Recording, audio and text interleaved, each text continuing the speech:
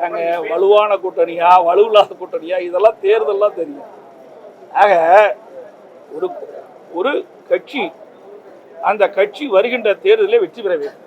நான் ஏற்கனவே சொன்னேன், சிதறுகின்ற வாக்குகள்லாம் ஒன்றாக சேர்த்து எதிரிகளை வீழ்த்த வேண்டும்.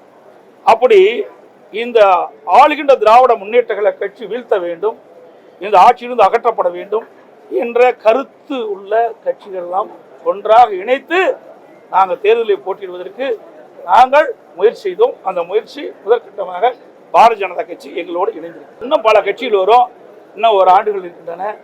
அனைத்து இந்திய அண்ணா திராவிட முன்னேற்ற கழகம் பாரதிய ஜனதா கூட்டணி அமைத்திருக்கின்றன. எங்களுடைய கூட்டணியில் இன்னும் பல கட்சிகள் விரைவில் சேர இருக்கின்றன. எல்லாம் எப்படி வெளியில பேச முடியும்? சிலதான் பேச முடியும், சிலதெல்லாம் பேச முடியும். எங்க கட்சி நாங்க யார் வேணாலும் கூட்டணி வைப்போம். எங்களுக்கு ஏங்க எரிச்சல் போடுறாங்க? ஏங்க பயம்? இன்னைக்கு பயம் வந்துட்டுது.